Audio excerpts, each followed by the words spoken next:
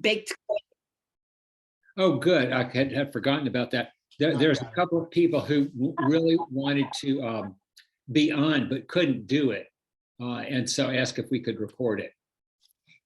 And so that would be good. So I had forgotten that, but Joe apparently remembered and pushed the recording button on. Yay.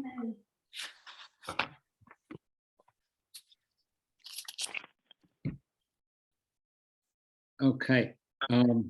Were we still? I'm going to want to wait a couple of more minutes. I have it's 7:32, and we might have.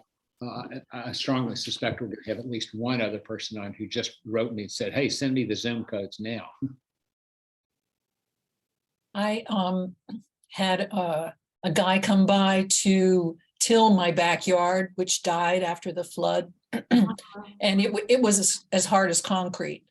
And what he couldn't actually do the rototilling, he asked me to water the lawn for a week, which I did like twice a day. And finally the dirt loosened up, but it was so hard. It was like concrete out there. Interesting. Dad, do you know if there's anything that you can, when he tells it, if there's anything that you can dig into it? Okay, we got multiple people. Okay, we got Joe is on. Let's see, I see me and Barb, Dick Kuda, Claudia, Moran, Edward Baya, if I'm pronouncing that right, Sue. Okay, and we have 313410, which is actually Dave Finkel's number, and then we have 985186. Who's that? Who's that? 985186.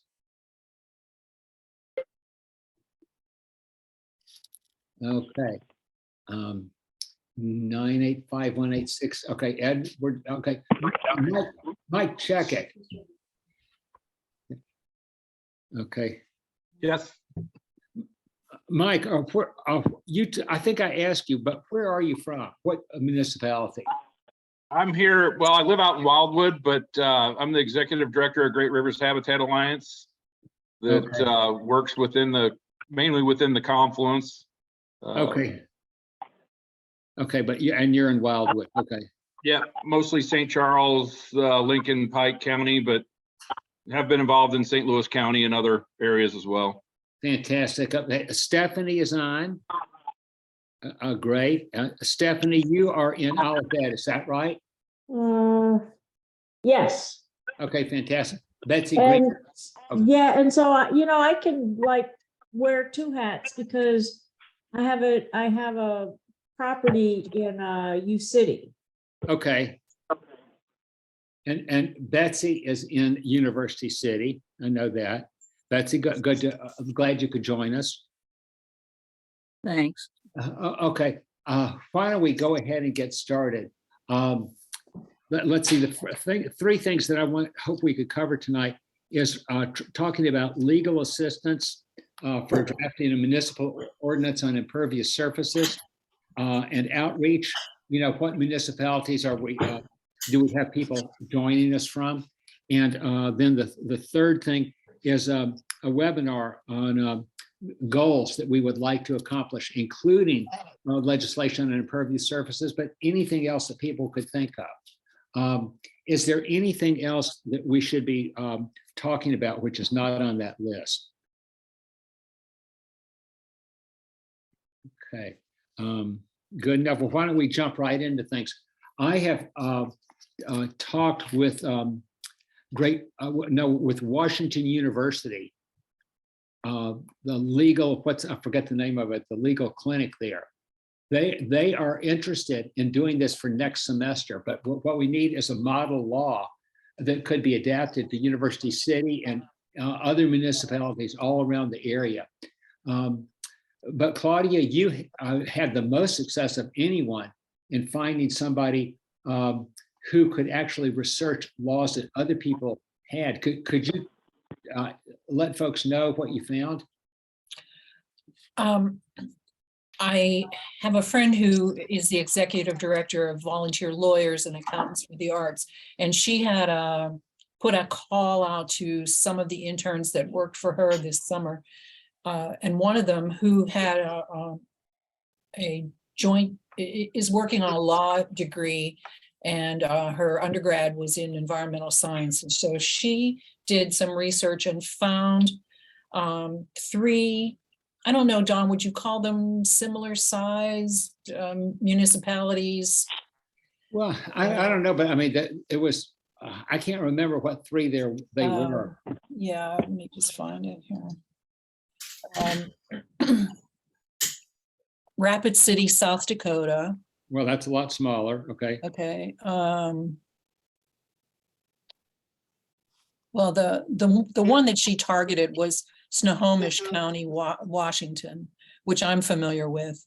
My daughter lives out that way. Oh, in Evart, E-V-A-R-T, Michigan. Okay. A Yeah. lot smaller. Yeah. Okay. And what was that in Washington State? What was the name of was it the county or the city that you Yes, the county, Snohomish County. said? Okay. And what did that say? Well,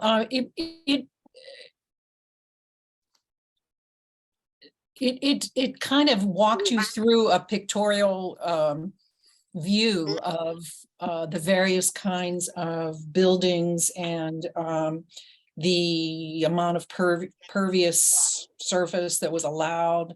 And she felt that ordinance was written particularly well.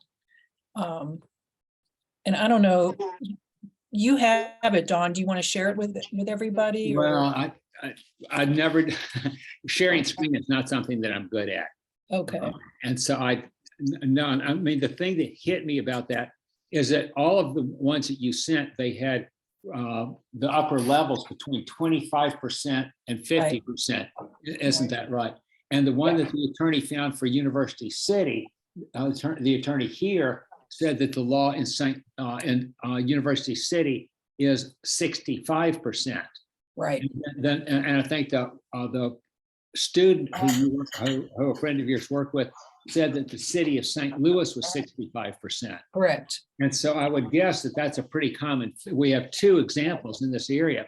So saying that you can cover up to 65% of your land with a cement is a pretty, you know, there's municipalities or counties that do a lot better than we do, if not 25%, at least 50%. Mhm. And so that, to me, those are really good starting points. I read a really interesting article about Seattle, Washington, how they have a whole program and have had one for years to revive the streams, you know, the streams that run through the city. Because their entire ecosystems, you know, the river actually runs for several, the ecosystem actually exists for several feet underneath the water. Right. And so it just dries, you know, what we have when we have impervious surfaces, it just floods that out. So does anybody else have any legal context? Because it's okay, this was a student who was not in law school. Is that correct? She is in law school. She at is SLU. okay. She is in law school at SLU. Okay, that is really excellent. Hey, Don, take a look at New Rochelle, New York. I just did a quick Google on it earlier today, and they have a law that says nobody can increase their impervious surface by over 300 square feet. So if you're building a patio or whatever, has to be under 300 square feet. Could you email me that? So Yeah. and wherever the source is, because we should be sharing these around and seeing what would be a good model, you know, for Missouri cities, because we have several people. I mean, there's one person from Springfield, Missouri. We obviously have people from all over this county who are interested. Does anybody else have any information about what we're basically talking about? Is if this is the first call you participated in, is University City that was hardest hit by the flood basically has an unlimited amount of impervious surfaces, unlimited, which is 65%. You can cover 65% with concrete. And in Bob Chris's lecture that he gave September 14th, he talked about how University City is what, 43% impervious surfaces. So it's he says that a lot of municipalities do a lot better than that.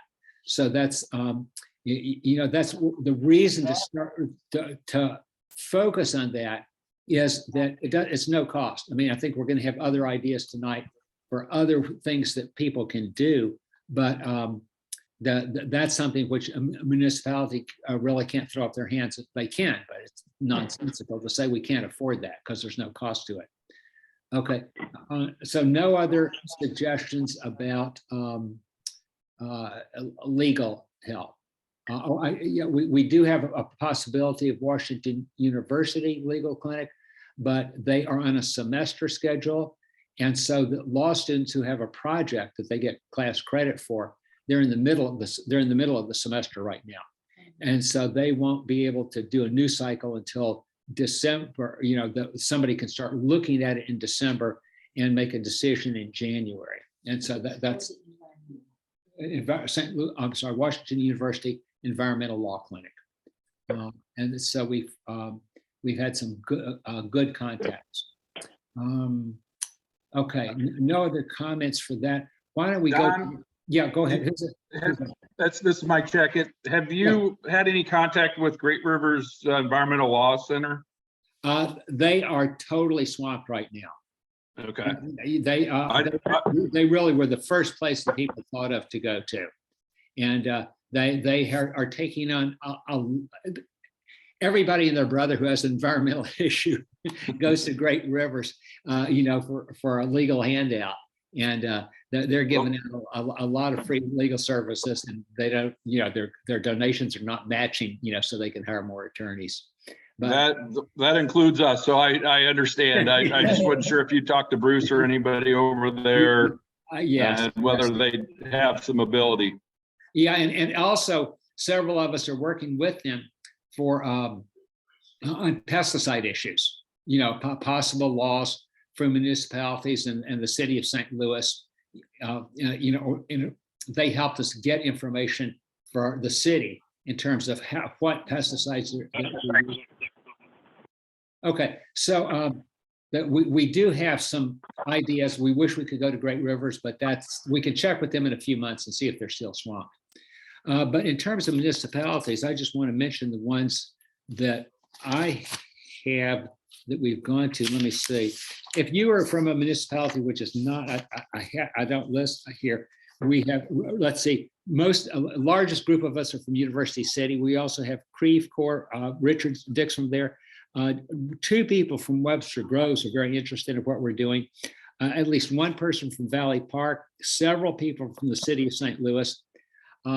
Let's see, 1 person from Normandy, Stephanie's from Olivet, somebody who's really good on the Sierra Club sustainability work, that lives in Maplewood. And let's see, we've also had people, let's see, Edward Bayham on tonight is from Ladue, Marissa Frazier's from Springfield, and Sue Edward, who's on tonight, is from Sue Edwards from Kansas City. And we have a person, I forget his name, from a country club. So we have several municipalities, who there's at least 1 person there who knows that we're working on this and is interested, but a huge number of people who are interested cannot make every call. Okay, so is there anybody else who is there anybody on the call who's from a municipality that I did not list? Oh yeah, Mike, you said, let's see, you just told me where you're from. You're from Wildwood. Yeah, I live in Wildwood, but basically our work is within the municipalities in St. Charles, Lincoln, and Pike County, but also to some degree in St. Louis County, Maryland Heights, some areas. Oh, okay, great. And Don, I'm actually in Lee Summit, Okay, which is suburban Kansas City. okay. So Chris is in. Chris is in the city, yes. Okay. I'm in Lee Summit. That's somebody else from Western Missouri. So we have multiple municipalities. Hey, Mike, I want to ask you this. If we actually got a model law together, do you think you might be able to take it to the Wildwood City Council and ask if they would be interested in adopting something like that in Wildwood? I'm sure we could probably do something. I really don't know anybody at Wild. I live here, but I'm not involved here. Okay, well, let me tell you something. It's real easy to Google the city name, get the names and phone numbers of all the city council people. You know, they're all public record. They in University City, they give their phone numbers, and so it's really easy to contact people. But that's one thing that is a real possibility for the future. Okay, then the other thing, which I think is the major topic that we wanted to cover, is if we want to have another a discussion of what we do about floods, especially on the lines of preventive. And Angie, for some reason, could not get on. I talked to her last night. She's very interested in coming on. I just sent her the codes right before this Zoom started. But she was very interested in the issue of rain barrels and diverting water, from the roof, making sure that the water does not just go into the drain, having as much as possible go into the ground. And I said, well, of course, that's a lot like impervious surfaces in the sense that you're not going to reduce the flooding a lot by rain barrels, because in a big flood, it comes down a lot more than it fills in a rain barrel. But the thing is, like what Claudia was saying, if you do, like we just had a heavy rain yesterday. And if we all in University City, if we had a whole lot of people having rain barrels and collecting that water, and then that could do something, like the person said that to dig up your yard, they would need, it would need to be wet for a week. Is that right? Yeah, well, I mean, the water we had yesterday could probably fill up, what, 1 or 2 rain barrels? And then it could go out over a week. And that certainly, it could interact with impervious surfaces. And I don't think that anything that we're going to come up with is going to stop the effect of flooding. But I think that we're probably all agree that doing a little bit of this, a little bit of that can add up to a lot of efforts, a lot of ideas that could be done. Does anybody else have any things that they're interested in, or would like to talk about as far as floodwater? Don't everybody yell out at once. Hey, Don, have we completely written off a class action suit against MSD?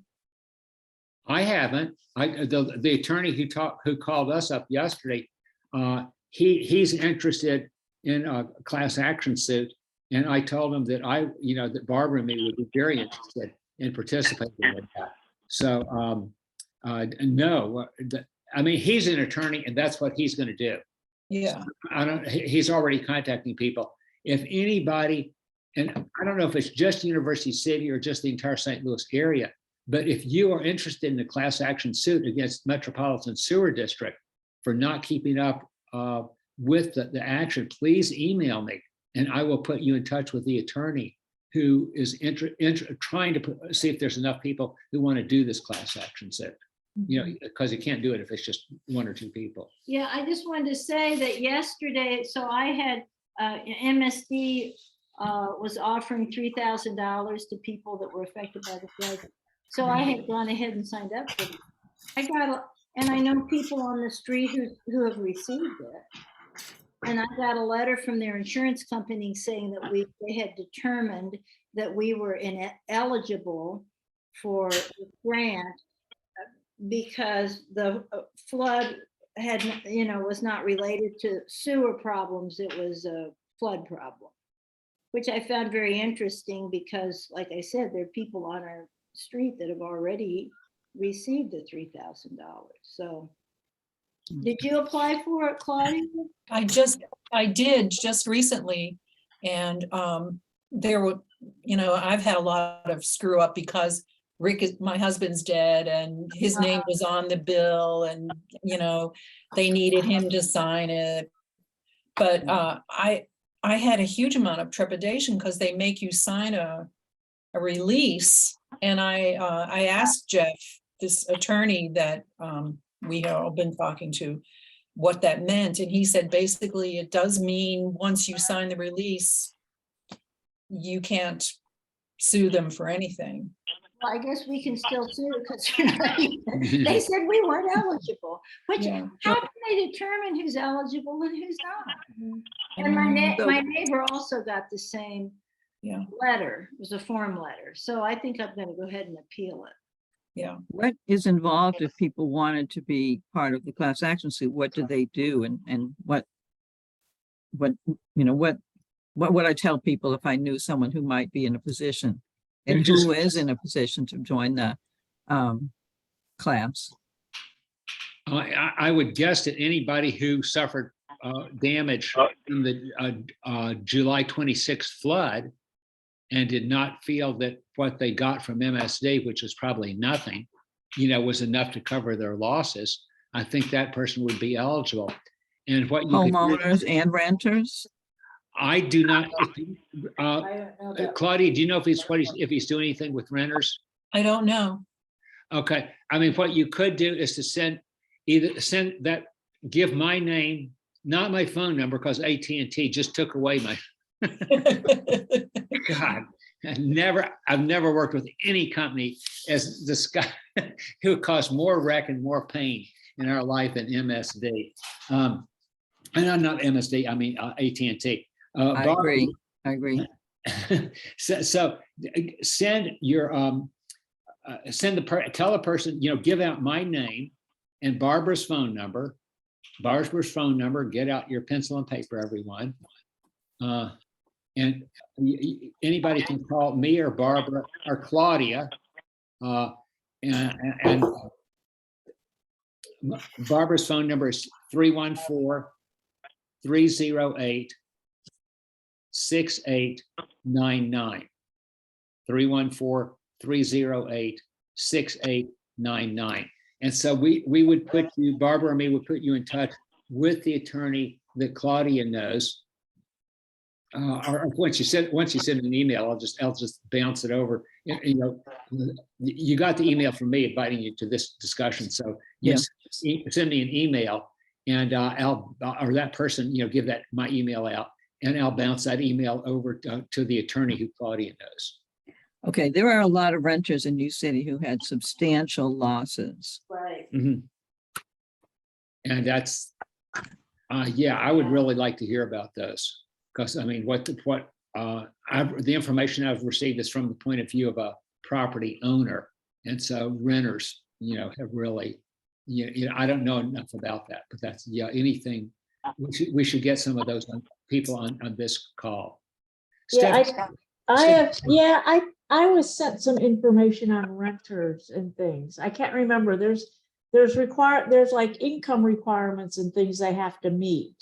And I think it goes for homeowners too. So for renters, like I said, I'll try to find that link and send it to you, Don, and then you can Okay, great. send it out. Fantastic. They have to But have yeah. income requirements to apply to MSD. Yes, they Oh. can't make a lot of money. Well, a lot of these people who lost a lot of stuff don't make much money. Right. I cannot confirm that. I mean, I applied and, they didn't ask me for any income requirement. Huh. All right, I'll send the link that I found. What you do about- have to sign is, that you are basically waive the right to file a law, to join a lawsuit. That's what I had to do. But I will get $2,900, for my furnace. And they didn't ask me for, how much I make. Oh, okay. Are you a renter or an owner? I own my house. Yeah, so maybe that's the difference. Yeah, that may be the case. Okay, so 13147 is Angie. Hi, Angie, everyone. okay, so that's what's showing on my screen. So other people probably do not see your name either. Okay, Angie, we were just talking about what sort of things might be a good topic to discuss in terms of if we want to have a webinar about various ways to reduce the effects of a flood. And you had some things that you wanted to say about diverting water that comes from the roof so that it doesn't just wash down the sewer. Yeah, well, that's just one thing. I mean, that is basically, that you disconnect the downspout to the sewer system and either use the water for watering your yard or just let it run into the yard if you don't want to set up those rainwater barrels or so. But that's only one thing. I mean, I think it would be for University City, it would be even more or just as important to look at where the water is coming from in the first place. Because, when I was in this stormwater work group a couple of years ago, I actually looked at the map of the county and identified, the water is coming from Olivet, it's coming from Creve Coeur, and it's coming from Pagedale. So, and in Olivet, you basically have homeowners with a lot of green stuff. So, that would probably be a suggestion, kind of to deal with this water that is going directly from the houses to the sewer. But, when you look at Creve Coeur, it's a completely different picture because you have so much commercial development where you have probably talked about the water being, all those surfaces that are really sealed, roofs and parking lots and, streets anyway. So that is a different picture. And, University City, in my view, really needs to communicate with those other municipalities to alleviate, what's going on in your city, because the problem why we in your city have that problem is, mainly because behind, when the water goes down to the city, it goes into a pipe. It's not open anymore, so it cannot get away, and that's why it kind of backs up everywhere here. Yeah. Just let me say a word to Pagedale. It's pretty much, I think, the same situation as with Olivet water, because that's also mainly homeowners and yards. So that was the picture that I got from just looking at the map, where the creek is flowing and how. And the third thing is that there are really spots where what's the name of the river again now? River de Pere. River de Pere, yeah. Where it needs to be renaturalized, or what it even could be renaturalized, which means, for the time being, it's basically a canal, an open canal, that goes straight where the water rushes straight through as soon as it hits, kind of the system. And, there are really large sections where it could be turned into, renaturalized, which would also enrich, the quality of the water, make it more, what is this? Increase the oxygen and increase all the basically the environment around the creek, altogether. So it's a whole bunch of things that can be and need to be done. Really, not only should be done, but need to be done. Only that they, of course, would require some political will and finances. But I think in the longer run, it really pays off because the problem is not going to go away. Okay, if I can rephrase what you're saying, Angie, I think that an environmentalist might say that a river, even one in the middle of a city, should be an ecosystem that has an interaction between hundreds, if not thousands, of plant and animal forms. And a cement tube is not an ecosystem. Right. Okay. Yeah, and then kind of you have those flood what should be a floodplain, which is not anymore, and you could make that into a park. Which at times may be flooded, but at other times can be really enjoyed by the people who live there. Okay. Yeah, and that's a really good point. Because I talked with Bob Chris about why there was a good idea to open the River de Pere right where I live at the intersection of Harvard and Dartmouth. The River de Pere goes underground. And so I asked Bob Chris, would it have been better if it had just not gone through a big cement tube? And he said, well, the problem is that would just flood another area downstream. But what you're saying is that even though that may be the case in an extreme flood, for most floods, most of the time, if you had a broad area around the River de Pere, then it could, and you didn't allow building up close to the River de Pere, then that area could be flooded. Right. But that would actually be healthy for the land, for the area Yes. around to be And- flooded, as long as people weren't. I mean, it wouldn't be healthy for people if they, like me, who has a house right there, and our house probably never should have been built where it is. Right. No, but I mean the area that I identified just from the map and then looking at it, kind of in situ, is a little, I think, upstream from 82nd Street towards Free Corner, Olivet. I don't recall. It's a couple of years ago, but there is an area which is not, there's nothing built there, but it's still a canal. I mean, it's just straight, the water just runs straight through. And the thing is, when you kind of rebuild how a river would naturally meander, that slows down the flow. And if you have plants in there and stuff, or rocks and stuff like that, it will also, it will definitely slow the flow and by that decrease the danger of backing up, kind of where it goes into this tube.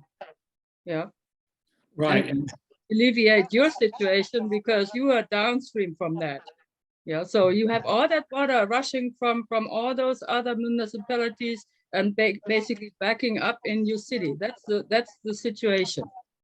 Okay. So basically, what I think you're using the word meander was very, very good, because what engineers tend to do is to want to do the simplest thing possible, which is, if you don't have a cement tube, you at least have a canal with cement sides, and the water rushes down. And so consequently, since it's flowing so fast, that's what can contribute to the flood. Yes, definitely. But Edward Bam, did you want to say something? Does anybody else want to say anything? Jump in, because I can only see, let's see. Don, I left a comment there, just emphasizing what Angie had said. For instance, with the Operation Clean Stream, we have an annual event where we clean garbage, plastics and wood and all sorts of things out of Simpson Lake, which is at 141 and Interstate 44. And in looking at the garbage that we pick up and looking at the maps where the drainage is coming from, it extends all the way out to Baldwin. So you can do something in a small area and really not address what's coming from upstream. So that's my key point that I wanted to bring up. Okay, that's good. Oh, okay. Stephanie says MSD will reimburse up to $4,000 for rain retention. And Angie raises good points. Okay. Stephanie, what were you going to say about $4,000 for rain retention? Yeah, I thought I sent you a link to that. There's quite a few, you have to meet a lot of requirements, but there's. Oh, yeah, I saw that, but could you summarize it briefly? I didn't get a chance to study it. Well, basically, if you put in some kind of, water retention in your yard, now it does have to meet, it has to be done right. It has to retain water, it has to have stones and what layers and things. But they will reimburse you up to $4,000, and it's not a split. I mean, they will reimburse 100% of your cost up to $4,000. But you have to apply for it, and I'm told it can take up to 6 months to get your money. And it does have to meet all the requirements, but it's out there. Okay, well, and that's real good. Now, does it have to be backyard or can it be front yard? Do you have any idea? It can be anywhere. I know someone has one in their front yard in Olivet. There's two people that have them in their front yard. When they first put it in, there were lots and lots of complaints, but now one of them is considered like a model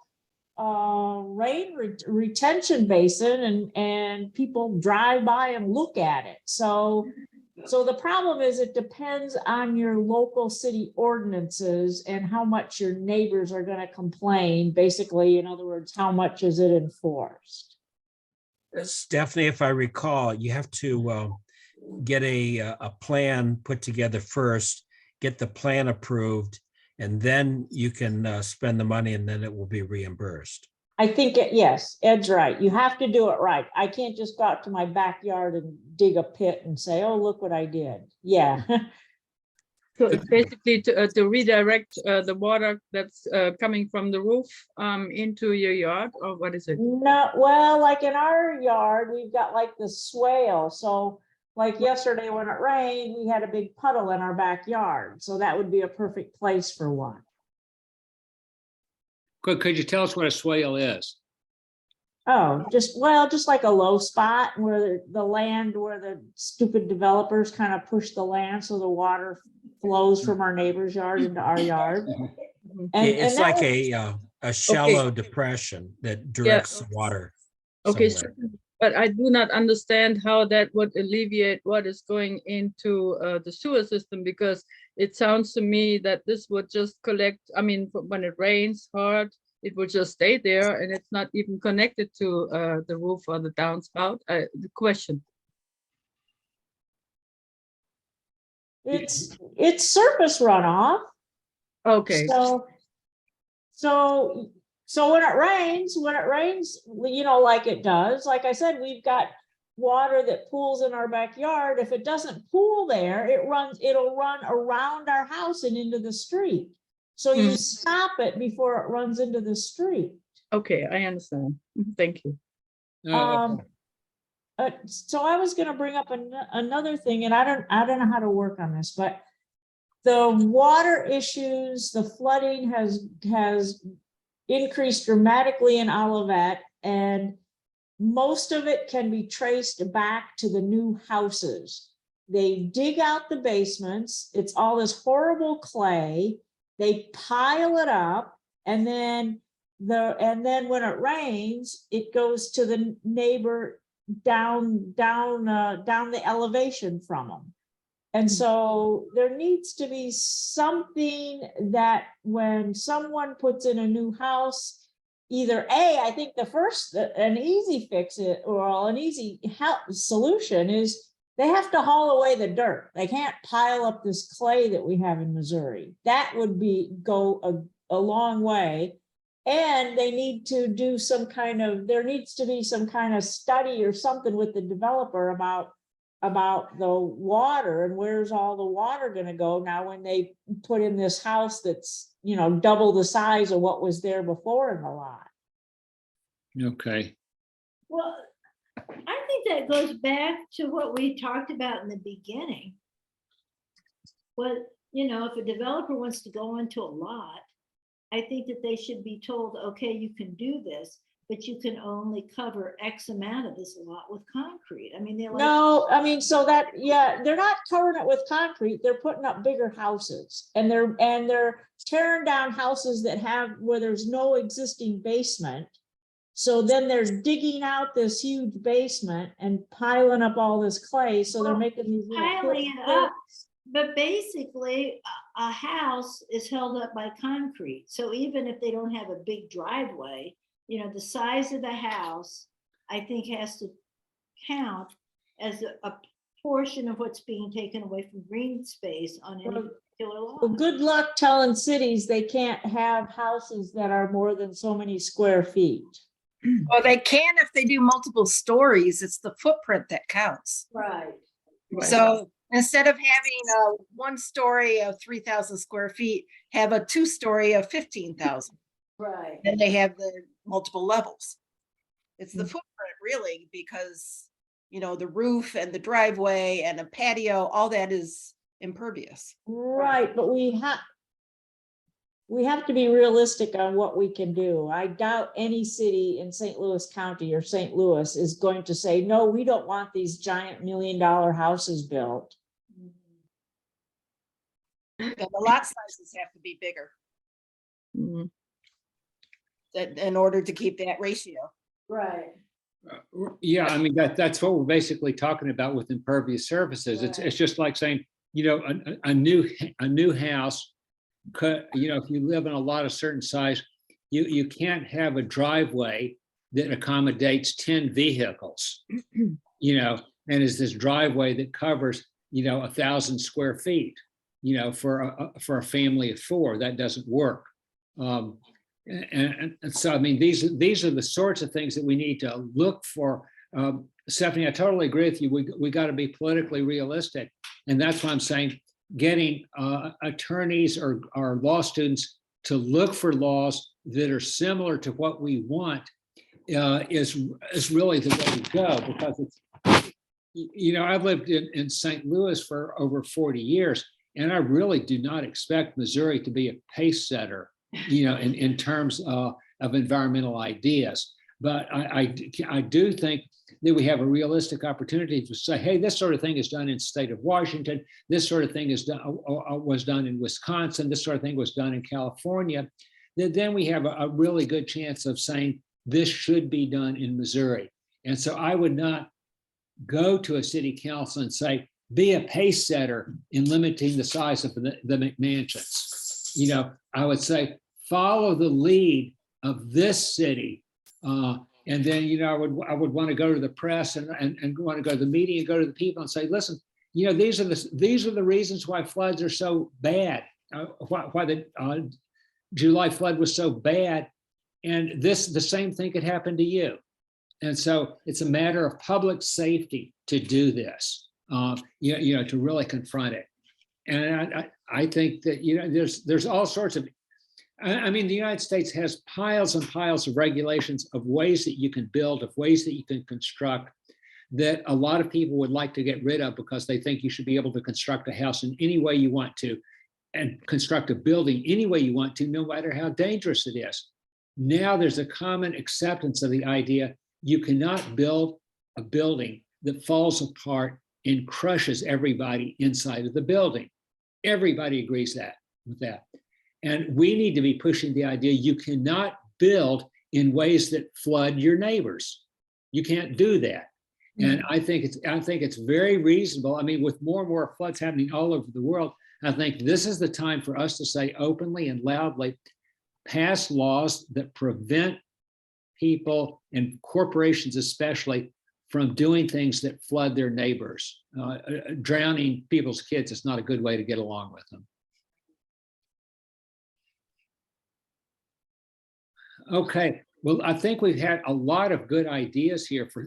I've been trying to take notes, and let's see, anybody who made comments about this, I wish you would, I'm not that, I really can't facilitate a meeting and take notes at the same time. Sue Edward is the only person I know who can really do a good job of that. I wasn't taking notes, I I apologize. know, I didn't ask you to, because I coordinated the meeting. I'm just saying that it's to me, it's sort of, I've been to international meetings where somebody's translating from Spanish to English at the same time they're listening to the next Spanish sentence. And for the life of me, I don't know how they do it, but they do it. And I don't know how somebody can take notes and try to coordinate a meeting at the same time, but some people do it. I asked that everybody who had comments, Mike, would you be sure to email me your comments? Angie, email me yours. Sue, email me yours. Edward, Stephanie. Okay, several people here have had really good comments about what we could be doing. Rain gardens, bioswales, detention ponds. I think another thing, rain barrels. I think another thing that would really be good is talking about urban farms, urban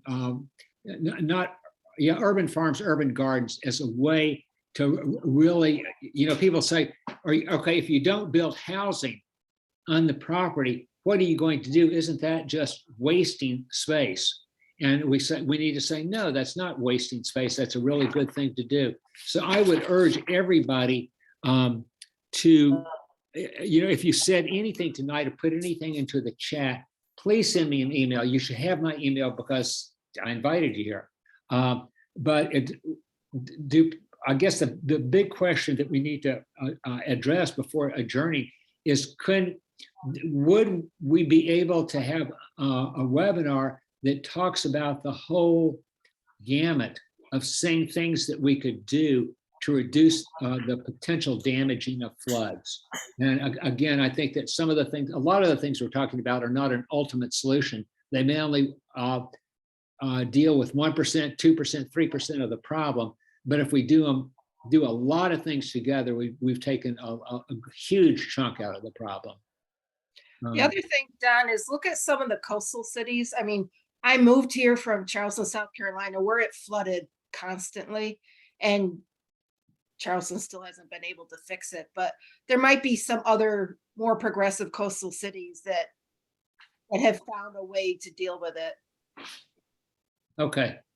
So I have a quick question on this webinar.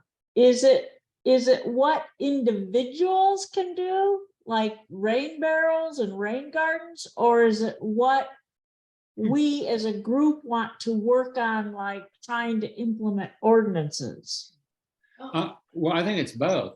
Yeah, I'd like to speak to that because from all of my environmental work over many years, often the light bulb goes off when people are individually involved in making a difference. And it's really, really important. But through that process, they come to understand that they're larger systems, they're larger issues. And I think every bit of it goes together to help. So I think working on both levels or multiple levels is really important. Yeah, I think it's Something to it. I mean, that's two areas, but I also think it's important to give this vision of what it should be like, so people can start thinking ahead. Because usually, what happens is, you have the flood, you are impacted, and then you want it fixed, right?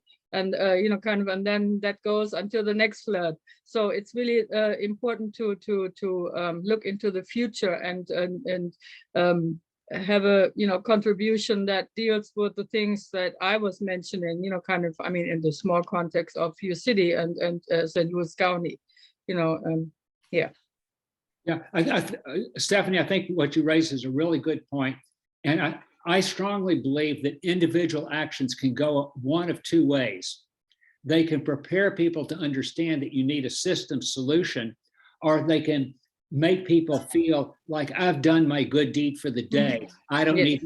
And when I was teaching environmental psychology at Washington University, I ran across a whole series of studies that I like to point out to students, where somebody would get people to come into the environmental psychology lab and they would say, well, would you do some small thing? And other people did not have the opportunity to do that small environmental thing. And then they would come to people afterwards and say, would you do something better, or more important? And the people who did the small thing were actually less likely to help out in the larger issue, because they had felt they had done their good deed for the day, and they didn't. So the thing is, in their experiment, there was not an Angie there explaining to them, there's not a Stephanie Todd there explaining to them that your individual activity is part of the broad picture. And so I think in anything we put together, we need to say, yeah, putting up your individual rain barrel is a great idea, but we know that the majority of people are not going to put up their individual rain barrel. That's not going to happen. But the thing is, if a city provides a grant program to do that, then a huge number of people could do that. And especially if there's multiple things that you can do to make your home more environmentally friendly, less likely to have water runoff, then all of those together are going to be a big part. Does that answer your question? Stephanie, you with us? Okay. Well then, did Bob Chris join us? Yeah, I'm here. Yeah, Okay, I was on mute. I'm sorry. I thought Yeah, I we- just thought that maybe the webinar should be focused and have a clear objective then, so Good idea. that we can get a large audience. I totally agree. The concept that I was thinking of was reducing impact in future floods. What would you agree with that, or would you want to have something worded differently? I don't, that sounds good. I mean, ask everybody else. I'm just thinking that, or maybe split it up into have two webinars, what you can do, and then another one. I don't know, because no one can do an ordinance by themselves. I mean, Right. it takes a lot of work and Yeah, I don't want to, I think I would No. very much disagree with splitting things up into two webinars. One is you can never, the overlap between people being at both events is very, very small, very few people. And the other thing, it acts like the individual activity is separate from the collective activity. And to me, individual activities are important if and only if they're part of a collective activity. If you want to purify your soul, that's okay. But that's not nothing that you do to purify your individual soul actually helps environmentally. It's only when it prepares you to do something as part of a group that it becomes worthwhile. yeah, those are really good points. Okay, Bob, Chris, I wanted to tell you, I think before you got on, I was saying something criticizing Bob, Chris. So I want to run it by you and get your response to it. I said that Angie had talked about how a meandering river is going to absorb a lot more water than something that runs through a concrete tube or something like River de Pere that has concrete sidings on it. And of course, the ecosystem under a river is at least 4 feet deep. So it absorbs water even as the water's running through it. But I had asked you right after the flood here of July 26th, if you thought that the digging that, making the River de Pere, taking it out of that big cement tube and letting it flow would have reduced the flood problem. I think you told me that no, because it would just push the flood problem down to other parts of the city of St. Louis. But wouldn't it be better for the River de Pere to actually, to tear down as much concrete as possible around it, even if it meant buying out people's homes and letting the river be much, much wider? Wouldn't that be better for increasing the amount of water absorption and reducing the flooding overall? Well, yeah, it'd be better. You just have a huge amount of the built-up infrastructure having to be destroyed.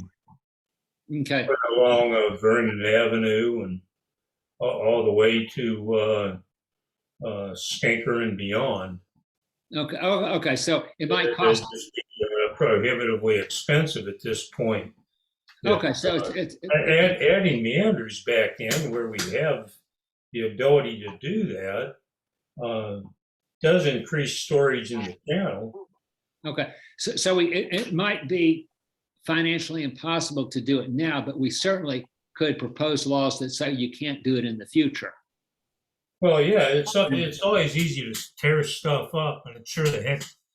Look at the Missouri River. We made a mess out of it. It sure is tough to turn the clock backwards on that. It's a lot easier to screw something up than to fix it. Like breaking a vase, Okay. So what we might be able to conceptualize is something like not totally changing the River de Pere all at once, but dismantling a piece of those cement barriers a piece at a time, even if it takes decades to do it. Right, and I think some of the low-hanging fruit right now is, well, we got to quit making the problem worse.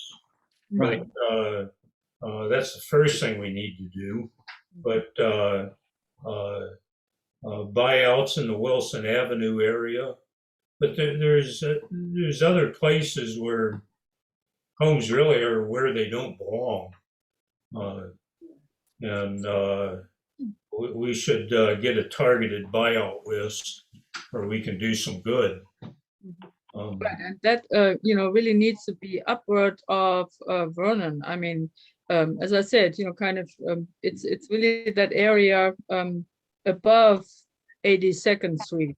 You know, if that would be renaturalized, that would help a lot, because that really slows down the flood. You know, the flooding occurred in the main, I mean, this last flooding occurred because the water couldn't get away, because it goes into the stew.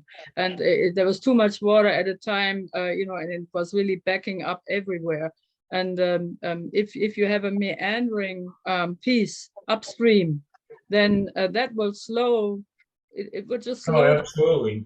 so that it can get away to where you cannot take away the tube. Because I think what really need to be done is that connection from Vernon, where it goes underground, you know, kind of to when it connects to Forest Park, where it's still underground, I think, at least partly, that would need to be, you know, above ground and natural, but that would be really probably almost impossible, because you have all those houses built on top.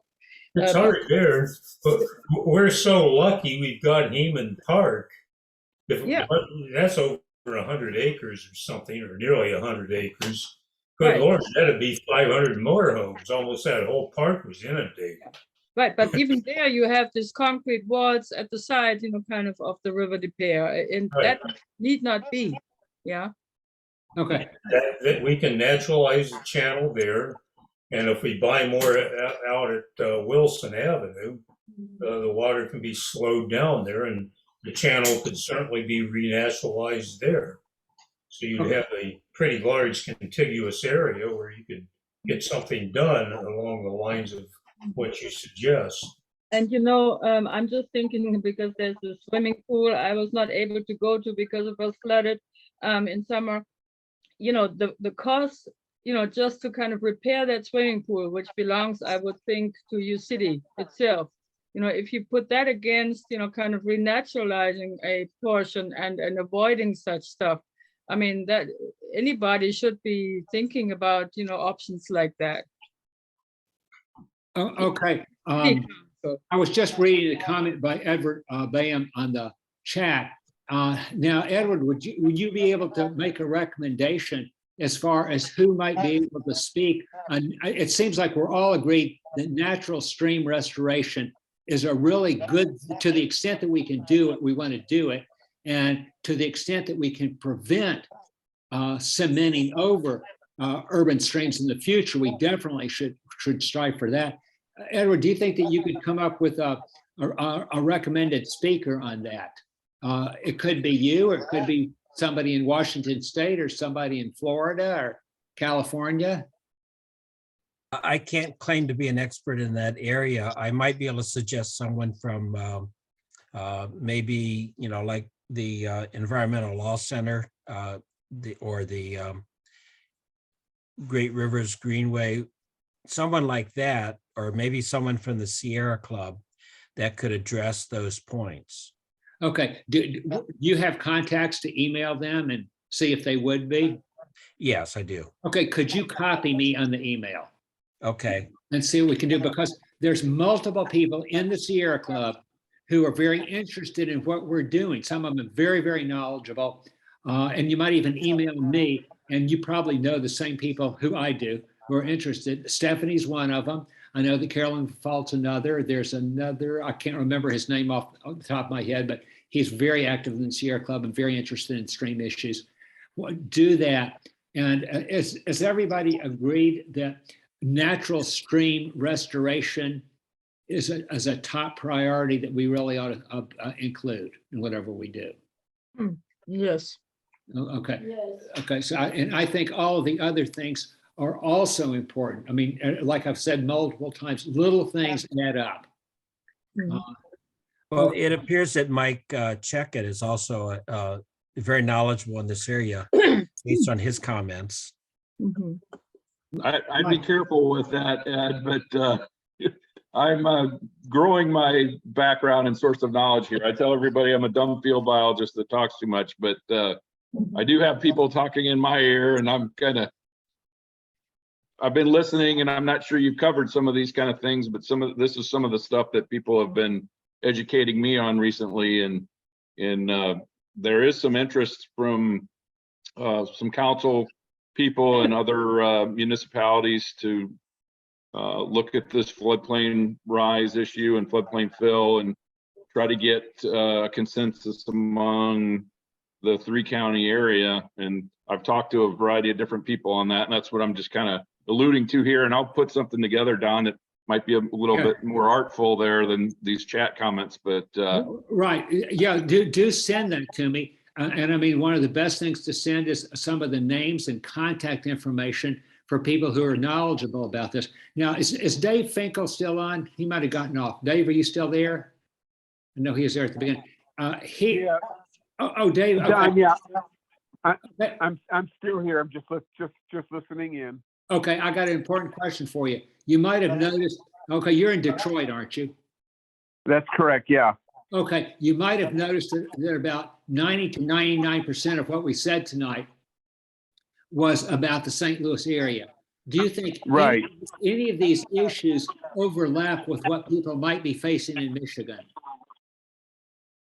Well, there might be. I can't think specifically to Detroit because we don't have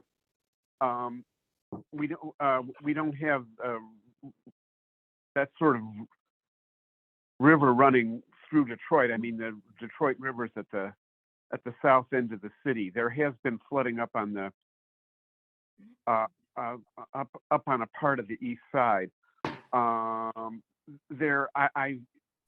One of the things I've been thinking about is, are there other municipalities in Michigan? Like, for example, there's been disasters on the Kalamazoo River, although those were related more to toxic dumping. But I have to, I could make some inquiries and see about that. One thing that does occur to me that's of general applicability, it's not so much about the streams, but about the concrete. There's, and this is, all over the place. There's enormous parking lots at, the malls and the big box stores and stuff like that. And I've, You must have been to St. Louis. Certainly University City. Where the new Costco is going in, that's going to be a massive flooding. Yeah, I do know University City a little bit because my son went to WashU, but for years I've seen discussions of if these enormous parking lots were absorptive gravel instead of concrete, you'd have an enormous amount of water could be absorbed that way instead of running off into the sewer system. So I think that's of general applicability. As far as the the streams and rivers covered over with concrete and stuff, I want to look into that. Our group Solidarity has a small eco-socialism working group, and I can put out some queries about that. But yeah, I have to say this is a very interesting discussion to listen to, even though I don't know the specifics about your municipalities in Missouri. Well, the reason I'm asking, David, is obviously if we want to put together a webinar, we want to have as big an audience as possible. And so the way the discussion has gone tonight, been pretty much St. Louis centered and to some extent University City centered. And so I'm wondering, does anybody can jump in on this? Do you think that if you were describing a problem, you could describe it in terms of a general problem with University City and St. Louis as a specific example of a general problem? Because believe me, we're not the only city that experienced this. Right. Well, there are folks there's an, what's it called, Southeast Michigan Environmental Action Committee, and I do know folks that are very active on environmental issues. So I'll put out some queries about it. Okay, be sure to give them my email address. Don't give them my phone number because AT&T took that away from me. Now, listen, I think we're blessed by the presence of Janet Noble. Hey, Janet, how much, is there anything that you would like to respond to in terms of what we have discussed? Because I know your issues in Webster Groves, you feel very strongly about them. And we're talking about things that might, the topics that people could bring up in a webinar of things that could be little or could be enormous in terms of reducing the effects of future flooding. Any ideas there? Well, the last 3 years, we have been fighting a developer, Chapman, and I understand he is doing some building over in U City. I'm not sure if he was had anything to do with the Costco, but we finally got that project stopped, and we really had to fight over the last 3 years to get the city involved in it and the general population, and we finally did every little bitty thing. We called the TV stations. We had letters we have a advocate in Webster Groves, which I don't know if the other cities do. Webster Kirkwood Times, the newspaper. So every time our citizens were upset about this issue, that it would destroy Webster, it would be like putting 7 or 8 7-story buildings near a floodplain. If you know where Rolling Bridge is, it's right around there, and they were going to put these buildings in right next to the creek there, Shady Creek. And we were against it because it would destroy the neighborhood. Traffic would be just unreal. It's near a railroad track. Traffic does already back up around 5 o'clock because of the situation. And to put those buildings in there, and they were going to put retail, they were going to put residential units, apartments, condos. So for various reasons, we got it stopped. What we also have that is instrumental and very dynamic in Webster is we have a good park department. So I would get the park department involved in this issue because they were able to, our park director, our park supervisor had been working with widening Shady Creek area to begin with before this project ever came about, and putting in natives and putting in plants that should be in a floodplain area to absorb all the water. So Don, you're talking about the concrete environment that is around the waterways. Take, for example, Florida.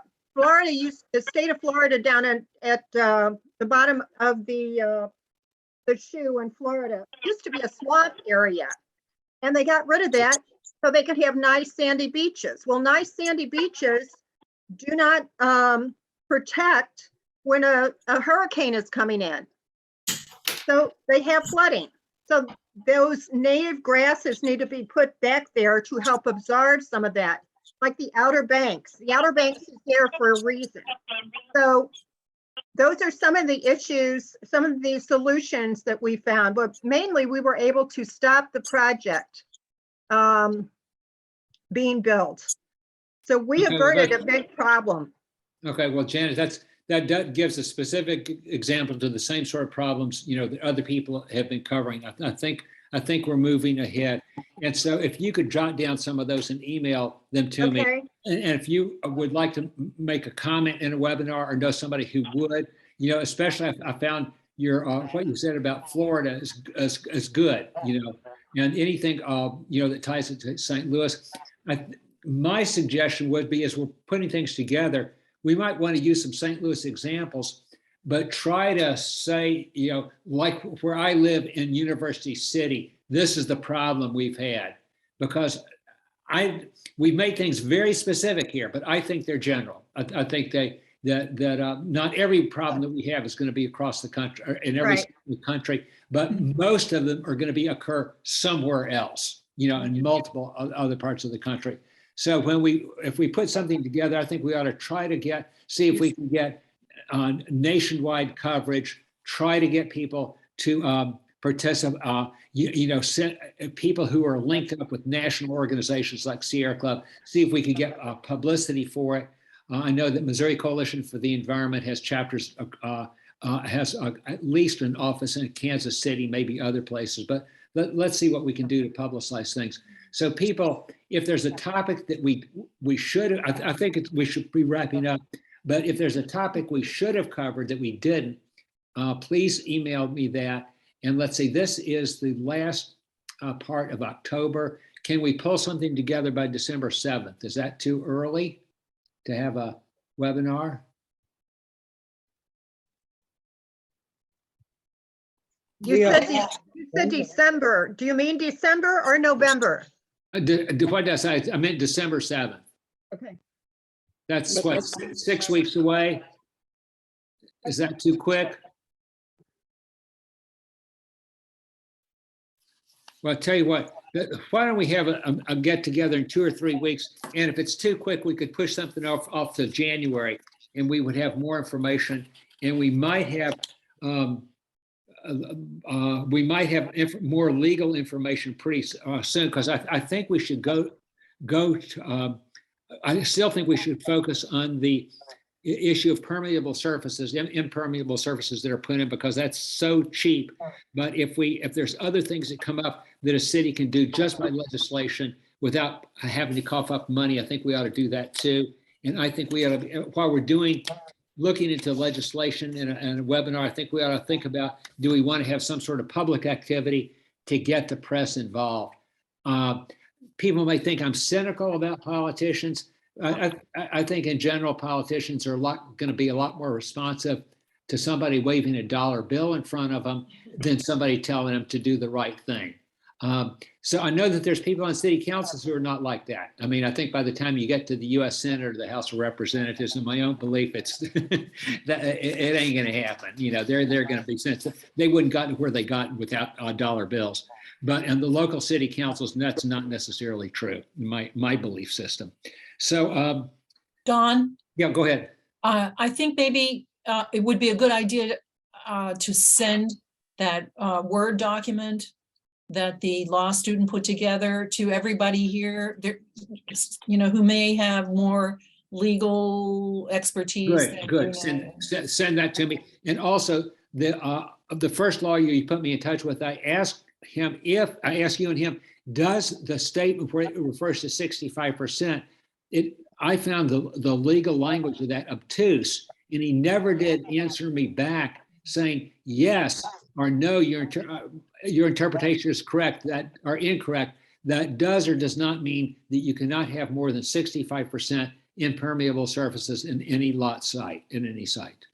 I think new building, new construction. Well, of course, new construction. Yeah. I mean, you're not going to go back to somebody who has a 5-story building and tell them to tear it down. Yeah. Anything we're talking about is new construction. What you can do is, you can change the ordinance as a city, government, that certain surfaces that are sealed, are being charged more money, on their tax bills, because that's how we have it in Germany. Like when you have a sealed, the tax that you pay for surface water, it's not a tax. It actually comes from the water company, but you pay a certain amount of money just for how much of your property is being sealed. Yeah, so that kind of takes care of, or may take care of some of the problem. Okay. Don, I have another comment real Yeah. quick. MSD puts out regulations for how much water can fall on a piece of land within a certain period of time, blah, blah, blah. And this helps farm the city restrictions on stormwater management plans. So what happens is, let's say somebody builds a condo and there are certain restrictions that have to be met for the stormwater management plan. After the building is built, an inspector from the city comes out and inspects everything, and it passes. And he gets a slip, a blue slip, and he's done. The problem is, over the next 4 or 5 years, things change. Parking lots get torn up, and a new person comes out and puts a parking lot on, and guess what? It's not impervious, or it's not corrected the way it's not put in the way it's supposed to be. So we need to make sure that these restrictions that were first put in place that allowed that developer to build there needs to continue. Because I have this issue next to me, and the person at Webster, the housing inspector, said, yes, the neighbor next to you did have a swale when they moved in, when we approved the house. But since then, they've covered the swale up. So now it does not meet code. But since the city didn't see the neighbor do that, he can get away with it until he moves. The housing inspector told me that once that person moves, then they can go back in there and say, we're not going to let you sell your house until you put your property back up to code. So somehow that needs to get into the restrictions that the city do make for the stormwater management plans, whether it's a housing development, a retail store, whatever.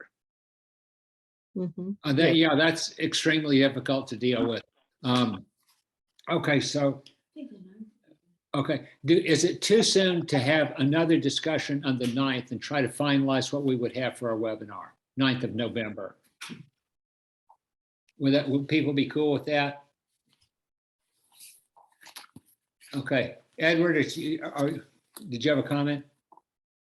Okay, well, why don't we do that? Why don't we have another discussion, 7:30 Wednesday, the 9th. Now, what we should try to do is to have some concrete idea. People really need to send me names and contact information for people who could speak. And we might have a mixture with some people speaking, for 10 or 12 minutes and other people only commenting for 3 or 4. Like the rain barrel idea by itself is not something that is a big conceptual issue, but there might be a lot of small issues like that that are really important. Other things like regenerating, biosystems, obviously is not a 3-minute issue. That could be a whole program unto itself. But the thing is, send me whatever you have with contact information, and let's see if we can have the outlines of a program together by November the 9th.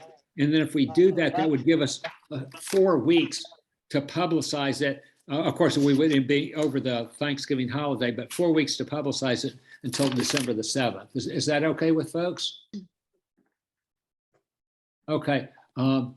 I will see if, okay, and let's see, Claudia, you wanted to send me the information again. You said that I should send out to people.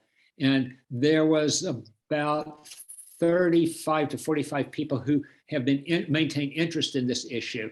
So I'm not surprised that, we have a pretty good percentage for that. That's about a little over a quarter of those people who were on the call tonight. So that's a really high percentage. Okay, well, and if there's anything else that people want me to send out to everybody, please, tell me and send me the information. But the main thing is send me the contact people who it could be yourself, but contact names and emails and phone numbers for people who might speak at a webinar. And what was the working title we had?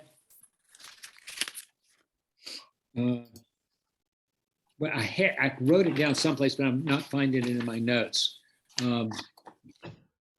Okay, well, lessening the effects of future floods, something like that. So we'll do that. I'll talk to people on the 9th of November, and everybody have a good Halloween and don't eat too much sugar.